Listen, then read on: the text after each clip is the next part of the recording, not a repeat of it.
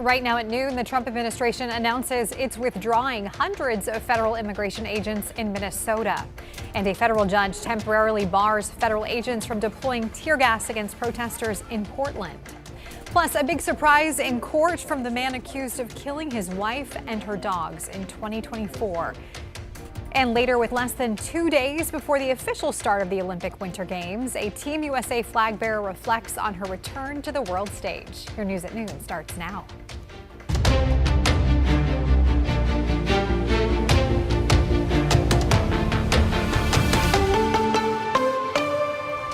Thanks for joining us here at noon. I'm Stephanie Domerat. We begin with breaking news. We have learned the Trump administration is suing Nike, claiming the athletic company discriminated against white workers. The U.S. Equal Employment Opportunity Commission alleges Nike violated Title VII, which prohibits race discrimination by discriminating against its white employees as part of its diversity, equity, and inclusion initiatives. The agency is seeking information on criteria used in selecting employees for layoffs, the company's tracking and use of worker race and ethnicity data, and their 16 DEI programs.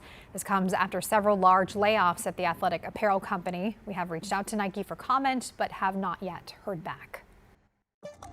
I have announced effective immediately. We will draw down 700 people effective today. Porter Star Tom Homan says the Department of Homeland Security is immediately withdrawing roughly 700 federal agents from Minnesota.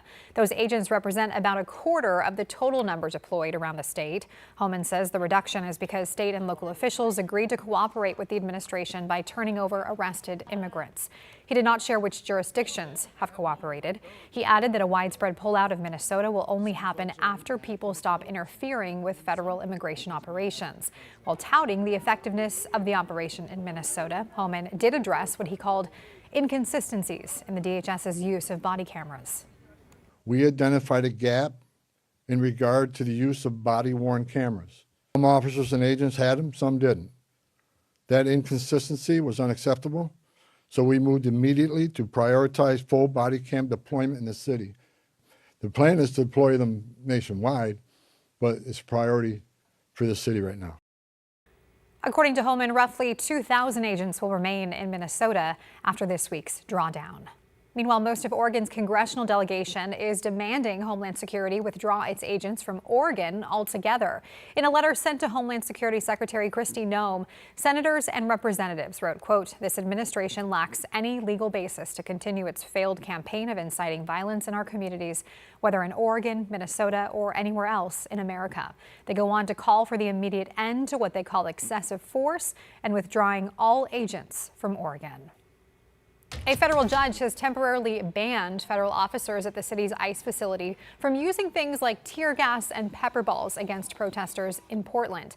This comes days after federal agents used tear gas at a protest at the facility that included children. Thomas Schultz has more. Well, there's a big caveat here. The use of pepper balls and tear gas is restrained and prevented unless federal agents feel that there's an imminent threat from another person, either toward federal agents or to another person or protesters. Now, this all came down from a federal judge on Tuesday. The order comes days after federal agents fired tear gas and set off flashbang grenades into a large crowd of protesters at the ICE facility over the weekend. We spoke to a protester who was there. No warning at all. Nope, they just opened the gates, told everyone to start pushing back with their hand signals, which we all started doing, and then they just started launching tear gas and shooting at us anyway. The Department of Homeland Security defended their response, characterizing protesters as rioters who violently stormed the ICE facility in South Portland. In a statement, Assistant DHS Secretary Tricia McLaughlin said of the judge's TRO, quote, "Despite grave threats and dangerous situations, our law enforcement has followed their training and used the minimum amount of force necessary to protect themselves, the public, and federal property." The TRO goes into effect immediately and stems from a lawsuit filed last year arguing federal agents used excessive force. One plaintiff is Jack Dickinson, who's commonly protested outside the ICE building in a chicken costume. He hopes this order leads to a change in behavior from federal agents. It's going to make them think twice about doing it, and if they decide that they don't want to follow this order, we'll be able to hopefully quickly follow it up with some action. There's no word yet if the federal government will appeal this decision. They have 14 days to make that call. In downtown Portland, Thomas Schultz, KGW News. In Woodburn, city leaders are laying out how they plan to be more transparent about their role in immigration enforcement. It comes after the city opted to turn off its license plate cameras in November amid growing immigration enforcement concerns. Sunrise reporter Corey Johnson has the details. Well, city leaders say while a comprehensive review of those cameras is currently underway, transparency around the surveillance system remains a top priority for city leaders. Now, the city of Woodburn immediately suspended its flock safety camera system in November last year after residents raised concerns that federal immigration authorities could access the data from the system. This week, the Woodburn City Council released several key documents as part of what they call a continued commitment to transparency. Now, the documents include 2 legal opinions related to the city's role and responsibilities in response to federal immigration enforcement. That includes guidance on Oregon's sanctuary promise law. It also includes an impact assessment of the city's flock safety camera system. The documents reveal that from January through November last year, less than 0.2% of searches of the camera system were conducted by federal agencies. Now, the city officials also say the documents aim to ensure residents have access to the most current information as it relates to the cameras. You can find those documents right now on the city's website. Back to you. All right, let's give you a live look outside now. Blue skies for us today. This is the view from our Rose City Sky Cam looking out over sunny downtown Portland. Let's get to Rod Hill, who is out in the sun right now on our weather deck.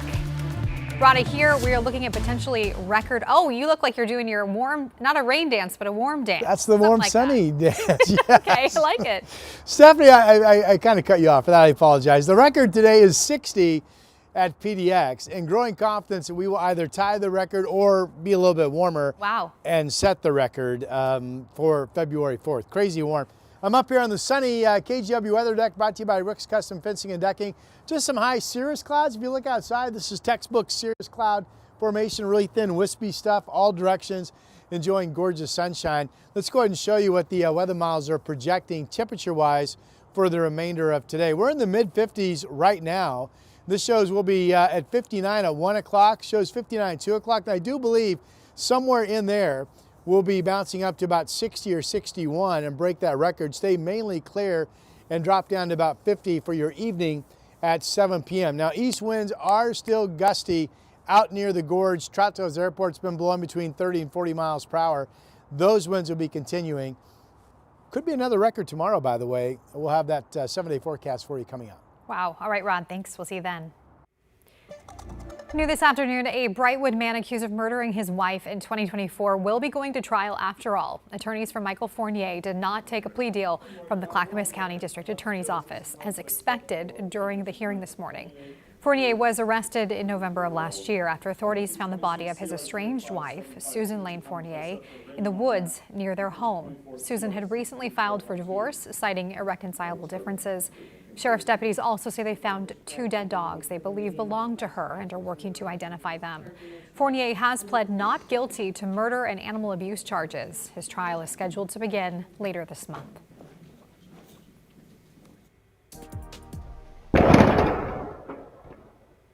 Well, that is the sound of an explosion in Canby yesterday. It blew the roof off a building and sent debris flying, triggering level 3 evacuation orders for the surrounding area. Now, roughly 2 hours ago, Clackamas County officials lifted those evacuation orders.